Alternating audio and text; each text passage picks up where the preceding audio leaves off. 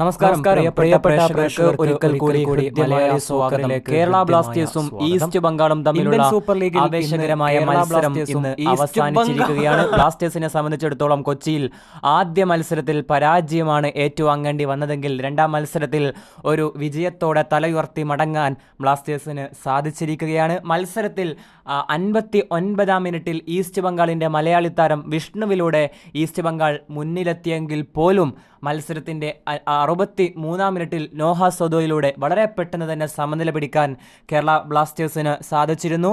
പിന്നീട് ഹീസസിന് പകരം കളിക്കളത്തിലെത്തിയ പെപ്ര മത്സരത്തിൻ്റെ 88-ാം മിനിറ്റിൽ ഒരു മികച്ച ഗോൾ കണ്ടെത്തിയതോടുകൂടെ കേരള ബ്ലാസ്റ്റേഴ്സ് മത്സരത്തിൽ വിജയം സ്വന്തമാക്കുന്നതിലേക്ക് വരികയായിരുന്നു.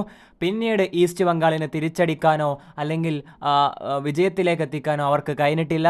ഏതായാലും ആവേശകരമായ മത്സരം അവസാനിച്ചിരിക്കുന്നു. കേരള ബ്ലാസ്റ്റേഴ്സിനെ സംബന്ധിച്ചിടത്തോളം ആദ്യ 2 മത്സരങ്ങളിൽ നിന്ന് 3 പോയിൻ്റാണ് നിലവിലുള്ളത്. ഇവിടെ അവസാനിക്കുകയാണ്. എല്ലാവർക്കും നന്ദി.